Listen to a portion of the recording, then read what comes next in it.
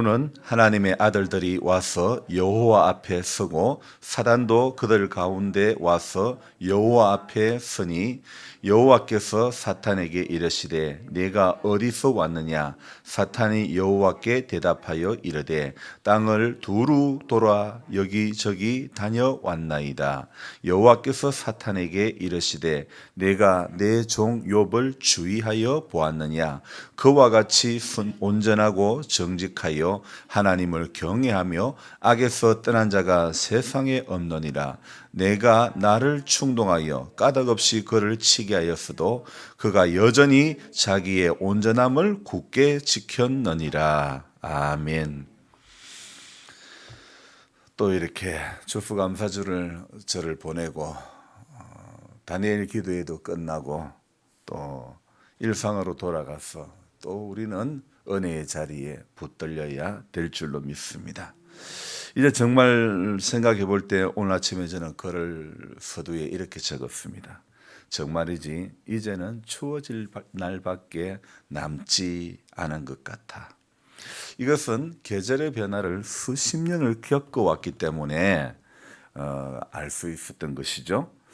저만 해도 계절이 바뀌는 것을 인식할 나이가 되었을 때, 즉 제 기억 속에 계절이라는 것이 무엇인가 이해가 되어지는 그 시기, 바로 그 시기를 인식한 지도 벌써 저만 해도 50년이 넘었는 것 같습니다. 수십 년의 세월 속에 나름 인생의 지혜라고 할까요? 또 언제쯤이면 무엇이 생기고 또 무엇이 들어가고 또 다른 것이 생겨나고, 지금쯤이면 비가 많이 올 시기고 이제는 또 가뭄이 올 시기라는 것, 이런 등등 세월의 변화를 많이 경험하고 나니 이제는 제 몸이 세월을, 이 변하는 세월을 촉으로 이렇게 깨달은 지도 오래된 것 같습니다. 추워질 날만 남았다는 말, 교회 마당에 느티나무와 은행나무 잎도 이제 거의 다 떨어지고 방바닥이 차가워서 보일러를 틀지 않으면 안 되는 것을 피부로 이렇게 느껴지는 것, 이것은 제가 살아있다는 증거가 되고, 또 이것은 바로 살아있다는 것은 끊임없이 무엇인가를 준비를 해야 된다는 것이죠. 아침 해가 뜨고 저녁에 노을, 봄의 꽃향기와 가을의 열매, 변하는 계절의 모든 순간이 당연한 것이 아니라 은혜였어. 우리 인기 있는 요즘 자주 부르는 이 찬송, 계절의 변화를 아는 것이 여러분 하나님의 은혜 아닙니까? 아마도 나뭇잎이 떨어지고 주변이 황량해지는 계절의 변화가 없다면 우리네 인생은요, 이곳이 영원하다고 착각하고 그렇게 살 것 같습니다. 여러분, 계절의 변화가 일어나고 땅이 어는 것을 수십 년을 경험하고 나니 시작이 무엇인지 끝이 무엇인지 조금이나마 알 수 있을 것 같습니다. 하루를 여는 첫 시간에 왜 이렇게 무거운 말로 시작이 될까? 바로 살아있다는 것이 그 이유인 것 같습니다. 여러분, 살아있다는 것은 영적이든 육적이든 무엇을 계속 준비를 해야 되는 것입니다. 살아있다는 것은요, 바뀜을 앞두고 준비를 계속 해야 하는 것이 당연한 것입니다. 학교 다닐 때요, 일이 생각이 났습니다. 학년이 바뀌면 제일 먼저 하는 일이 무엇인 줄 아십니까? 공책을 사는 겁니다. 그리고는 책거풀을 삽니다. 책거풀을 사가지고 책을 받고 나면 책을 다 일일이 포장을 다 합니다. 지금 생각해 보면 겨우 반학기 쓸 건데 1학년 1학기, 1학년 2학기 교과서가 그렇게 나왔거든요. 겨우 반학기 쓸 것인데 그걸 왜 포장을, 껍데기를 왜 입혔을까? 이유를 모르겠어요. 사람들이 하니까 저도 하게 됐던 것이죠. 어쩌면 우리 안에 하나님도 그런 것이 아닐까. 하나님을 신앙한다는 것, 이 땅에 예배자로 산다는 것, 그것은 바로 책거풀을 싸는 것 같이 이유도 모르고 싸는 것처럼 똑같이 되어서는 안 될 것 같습니다. 여러분, 책거풀을 싼다는 것은 그 시절의 일시적인 유행이었을 수 있고 지금은 그리하는 사람이 거의 없어서 책을 받고 책거풀을 싸지 않는다고 해서 문제가 될 것이 없죠. 그러니까 제가 말씀드리고 싶은 것은요, 여러분, 우리의 신앙이 책거풀을 싸는 이유도 모르고 따라서 싼 것처럼 남들이 하니까 하는 것이 아닌 하나님을 향해서도 우리 개개인이 하나님과의 만남이 없이 신앙생활하는 그런 맹목적인 믿음이 되어서는 안 되는 것입니다. 책을 싸는 것처럼 믿음도요, 포장하는 믿음이 되면 안 되는 것입니다. 오늘 여러분들의 새벽에 새벽 기도하러 오신 것도, 여러분, 이것도 책을 싸는 것처럼 우리 믿음을 포장하는 작업이 되어서는 안 된다는 것입니다. 필요 없는 책거풀은 벗겨내야 되는 것이고 필요가 없는 포장은 걷어내어야 비로소 하나님이 보이는 거 아닐까요? 우리는 때때로 믿음을 포장하는 일에만 정성을 들이는 것이 아닐까, 이런 생각이 듭니다. 우리가 하나님을 신앙한다는 것은 우리의 세상적인 포장을 걷어내는 것이 우리가 하나님을 신앙하는 것입니다. 하나님 앞에 벌거벗은 자가 되어야 하는 것입니다. 그런데 신앙의 연수가 오래되어 가는 것에, 그것에 따라 나도 모르게 화려하게 포장하는 기술만 늘어나고 있는 것은 아닌지, 겉모습만 목사 코스프레하고 있고 내 속에는 목사다움이 없는, 목사라는 직분으로 포장된 내가 아닌 하나님 앞에 당연한 권리라고 주장하기에 앞서 은혜 받은 자의 의무를 더 앞세우는 그런 인생이 되어야 되겠다, 이런 생각을 해보았습니다. 푸른 잎으로 가득했던 그 나무들이 이제는 앙상한 가지만 남기고 외형의 변화가 일어났듯이 언젠가는 포장된 우리의 모습이 이제 다 벗겨지고 주님 앞에 설 날이 올 터인데, 여러분, 하나님을 신앙한다는 것은 이 땅에서의 변화를 경험하면서 이 썩을 몸이 썩지 않을 영화로운 몸으로 이 유한한 인생이 무한한 하나님의 시간 속으로 들어가는 변화의 시간이 일어나는 것을 믿는 게 바로 하나님을 믿는다는 것입니다. 여러분, 오늘 이 욥기를 읽으면서 욥의 인생의 변화가 일어났습니다. 교회 마당에 잎이 다 떨어진 은행나무와 너티나무처럼 지금 욥의 인생에 변화가 일어났습니다. 지금은 황당하기 짝이 없는데 잎이 떨어진 나무와 같이 아무 소망이 없어 보이는 이 환경의 변화를 욥이 맞이했습니다. 그런데 그게 끝이 아니고 내년 봄이면 저는 분명히 저 나무에 다시 잎을 이 싹이 트고 이 잎이 돋아나서 새로운 또 옷을 갈아입을 것이라는 사실을 너무도 잘 알고 있습니다.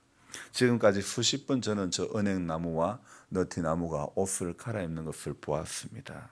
앞으로도 저는 저 나무가 잘라지지 않는 이상 생명이 있는 한 계속해서 변화의 옷을 입을 것이라고 생각합니다.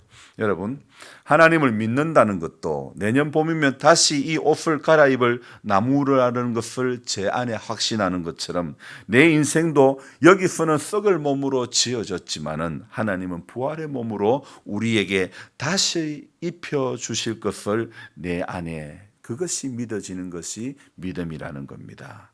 욥기 1장에서 환경의 변화를 맞이를 했습니다. 그리고 2장에 들어보면 이제 욥의 신체의 변화를 맞이합니다. 즉 욥은 심한 피부 질환을 지금 앓게 됩니다. 그것도 어떻습니까?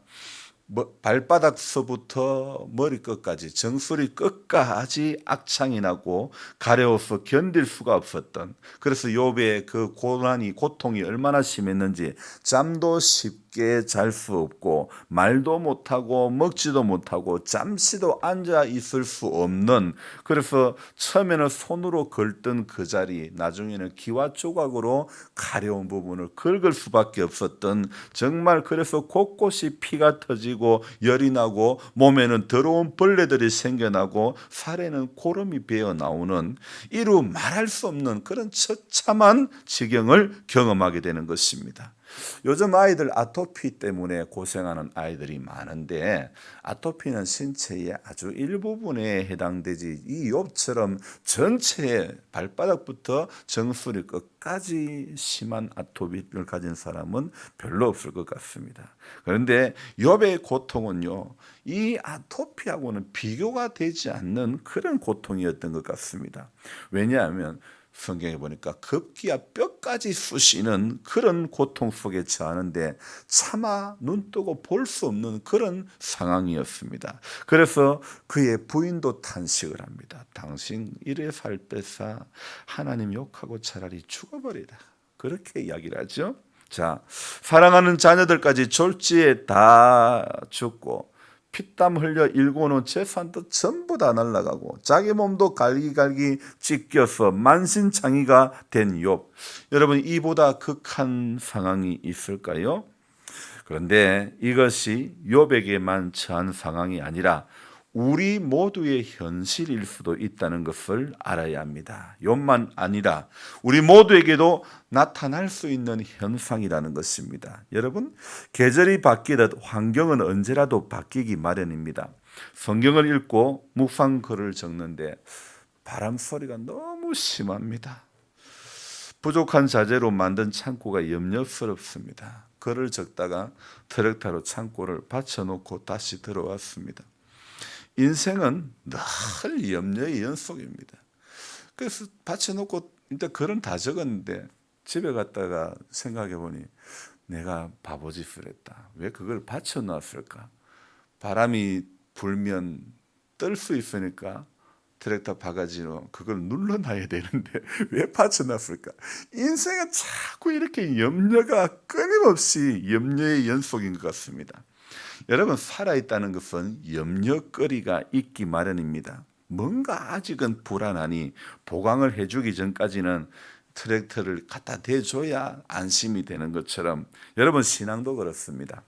환경의 변화 속에 쉽사리 넘어질 수밖에 없는 연약한 인생들이 염려에 점철되고 염려에 붙들려 일상이 하나님을 신뢰함으로 나가는 것보다도 불안과 염려에 붙들려서 계절의 변화가 오는 것도 잘 알면서 하나님의 하시는 일은 경험하지 못하는 어리석은 인생이 되어서는 안 될 것입니다. 불안하니 염려하는 것이고 염려하니까 믿음이 자라지 않게 되는 것입니다. 그래서 우리는 오늘도 말씀으로 내 믿음을 받쳐줘야 되는 것입니다. 하나님의 말씀으로 내 믿음을 붙들어 내 인생을 붙들어 주어야, 말씀이 내 인생을 붙들어 주어야 불안이 떠나가고 염려가 떠나가게 되는 것입니다. 여러분, 분명히 알아야 될 것은 환경은 언제든지 바뀌는 것입니다.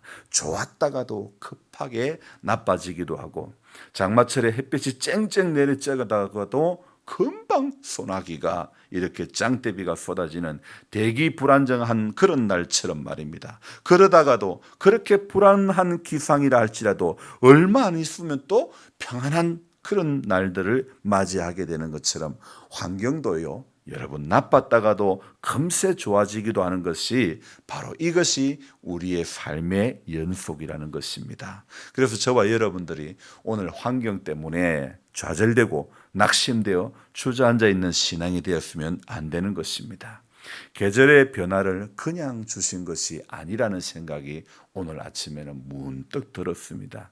여러분, 인생사에 일어나는 환경의 변화로 무너지는 인생이 아닌 분명히 계절의 변화를 수십 번 경험하면서 내 안에는, 여러분 안에는 무엇이 이제 각인이 되었습니까? 봄 되면 다시 잎이 날 건데, 여러분, 부활의 그날이 우리에게 주어지면 오면 우리는 썩을지 않을 몸으로, 영화로운 몸으로 입을 것인데, 이 땅에서의 이 고난, 이 땅에서의 이 고통, 여러분, 능히 이겨나갈 수 있는 믿음이 우리 안에 있어야 될 줄로 믿습니다. 봄을 소망하며 잎을 내어준 은행나무와 느티나무처럼 이 땅에 내 마지막 잎새가 떨어지는 그날까지 오늘 저와 여러분들이 그날을, 부활의 그날을 소망하면서 오늘을 이겨내는 성도가 되어져야 될 줄 믿습니다. 환경은 누구라도 변화를 맞이할 수밖에 없습니다. 상황은 언제든지 좋았다가도 나빠질 수 있습니다. 그러나 오늘 계절의 변화를 우리에게 경험하게 하신 그 하나님이 내 인생에도 하나님은 그 변화의 부활의 영광스러운 시간들을 경험하게 하실 것을 믿고 오늘의 이 주어지는 현실 속에서 오늘의 나를 붙잡고 있는 문제 속에서 그 하나님을 바라보는 시편의 말씀처럼 너는 너의 하나님을 바라라. 그 도우심을 주시는 그 하나님을 바라라. 사슴이 시냇물을 찾기에 갈급함 같이 내 영혼이 하나님을 오늘도 갈급해하고 하나님을 바랄 수 있기를 주님의 이름으로 부탁합니다. 여러분, 환경은 한 번도 여러분 우리에게 믿음을 주지 않습니다. 환경은 우리에게 변화를 주지 않습니다. 우리는 오늘도 말씀 앞에 설 때에 내 인생의 변화가 일어나고 내 삶의 환경의 변화의 시간들이 일어날 것입니다. 그래서 저와 여러분들이 오늘 내게 주어진 이 땅에서의 7, 80년, 많으면 90년 이 인생의 연수를 살아갈 동안에 환경 때문에 좌절되고 낙심되어 주저앉아 있는 신앙이 아니라 하나님 잠시 후에 이 계절이 바뀌는 것처럼 봄이 오서 다시 새 옷을 갈아입는 것처럼 내 인생에도 하나님 새 옷을 부활의 영화로운 몸으로 입혀줄 그날을 나는 오늘도 소망하며 내 인생의 마지막 입새를 주님 나라를 위해서 사용하기를 원합니다. 그런 마음으로 오늘도 기도하며 이 하루를 이겨나가기를 주님의 이름으로 부탁합니다. 기도하겠습니다. 고마우신 하나님 감사를 드립니다. 오늘 환경의 변화, 그것도 엄청난 환경의 변화가 일어난 한 인생을 계속해서 한 주간 이렇게 보고 있습니다. 하나님, 이 일이 이 욥이라는 한 사람, 이 주인공에만 해당된 일일까요? 누구라도 다 환경이 바뀌어 있을 수 있습니다. 누구라도 어려움이 있고 누구라도 고통이 올 수도 있습니다. 누구라도 대기 불안전한 그런 인생을 살아갈 수도 있습니다. 그러나 우리는 오늘도 이 환경 때문에 좌절되고 낙심되어 주저앉아 있는 신앙이 아니라 계절의 변화를 우리에게 허락하신 하나님의 뜻이 무엇일까? 욥의 그 고난 가운데서 하나님이 하신 일들은 무엇일까를 우리는 묵상하며 하나님 인생 앞에 있는 여러 가지 일들을 어떻게 견뎌내고 이겨내고 통과할까를 우리는 생각해 봅니다. 하나님이 하시는 일들 앞에 우리가 조금이라도 더 깨달아질 수 있기를 소망합니다. 눈앞의 현실의 문제 때문에 하나님의 말씀이 깨달아지지 않은 어리석은 인생 되지 않기를 원합니다. 현실의 문제는 산더미와 같이 있다 할지라도 문제 넘어 일하시는 하나님이 경험되어진다면 인생의 문제는 문제가 아닐 것입니다. 오늘 하나님, 우리는 이 땅을 살아가면서 늘 염려의 연속일 수밖에 없지만은 살아있다는 것 자체가 염려거리는 누구라도 있기 마련이지만은 그래서 우리는 아직도 뭔가 불안하고 그래서 뭔가 더 붙잡혀져야만 안정을 누릴 수 있는 것처럼 오늘 세상 어떤 것이 우리의 보험이 되고 세상 어떤 것이 우리의 보장이 되는 것이 아니라 말씀이 우리 인생의 보험이 되고 말씀이 우리 인생의 보장이 되어지는 그런 우리 성도님들 모두가 되어지기를 소망합니다.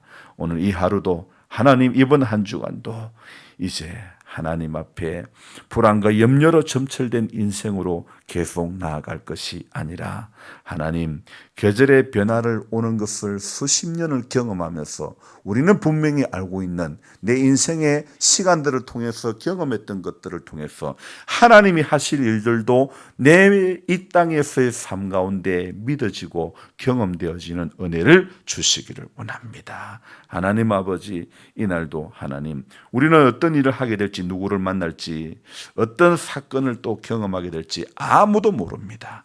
그러나 하나님 어떤 일 앞에서도 믿음의 선택을 하고 믿음의 결단을 하고 믿음의 행동을 할 수 있는 우리들 모두가 되어지기를 원합니다. 환경은 언제든지 바뀝니다. 그런데 그 바뀌는 환경 앞에 요나처럼 동풍에 말라버린 그 박넝굴 때문에 홍게하고 정신이 없었던 요나처럼 그런 인생이 되지 않기를 원합니다. 하나님이 니느웨를 가라고 하는 것은 좌우를 분변치 못하는 사람들이 엄청 많았기 때문이었습니다. 그런데 요나는 인간적인 생각이 앞섰습니다. 오늘 이 하루를 살아가면서도 내 인간적인 생각이 앞서는 우리 삶이 되지 않기를 원합니다. 기록된 말씀 앞에 순종하며 갈 때에 큰 물고기를 만나지 않게 되고 풍랑을 만나지 않게 되는 것인데, 요나는 자신의 감정이 앞서서 큰 풍랑을 만나고 물고기를 만날 수밖에 없었던 것입니다. 그를 부르신 하나님 아버지의 마음을 잘 몰랐던 것입니다. 오늘 우리도 요나처럼 그런 하나님 아버지의 마음을 모르고 내 감정이 앞서는 믿음이 되지 않기를 원합니다. 하나님 말씀 앞에 내 감정을 내려놓게 해주시고 주님의 말씀이 끄는 방향대로 이날 하루도 살아가게 하여 주옵소서. 바라옵기는 연로하신 성도님들이 은혜 충만하고 주님을 소망하며 믿음의 뜨거운 열정 가운데 하나님을 신앙하다가 주님 앞에 부름받게 하여 주옵소서. 구원의 확신을 가지고 하나님의 은혜에 붙들려서 천국의 소망이 든든한 가운데서 하나님 앞에 모두가 설 수 있도록 도와주옵소서. 오늘 하루도 주와 동행하는 귀한 한 날 되어지기를 소망하고 귀하신 예수님의 이름으로 감사하며 기도드리옵나이다. 아멘. 간절한 마음으로 주여 부르고 기도합니다. 주여!